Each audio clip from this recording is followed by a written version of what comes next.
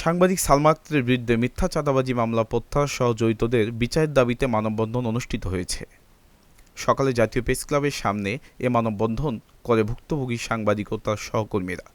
এ সময় দৈনিক ভোরের সময়ের প্রধান সম্পাদক হাবিবুর রহমানের সভাপতিত্বে সংক্ষিপ্ত প্রকাশ করে প্রধান অতিথি হিসাবে বক্তব্য রাখেন বিএলডিপির চেয়ারম্যান সাবেক মন্ত্রী এম এ নাজিম উদ্দিন আল আজাদ।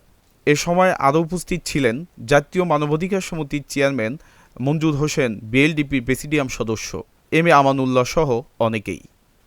দাউদকান্দি থানা 4 জনের বিরুদ্ধে AC sub inspector Junayed Chowdhury, এসএনওসি হারুনুর রশিদ, এসআই তদন্ত ওসি শহীদুল্লাহ প্রধান, এসআই হাবিবুর রহমান এবং আমার তদন্তকারী আমার মিথ্যে চাঁদাবাজির মামলা যে আইউর কাছে আছে এসআই রেজাউল, তার বিরুদ্ধে আইজিপি বরাবর, স্বরাষ্ট্র মন্ত্রণালয় বরাবর এবং এসপি বরাবর, কুমিল্লা চট্টগ্রাম ডিআইজি বরাবর আমি দরখাস্ত দিয়েছি। আমি তাদের কাছে বিচার চেয়েছি।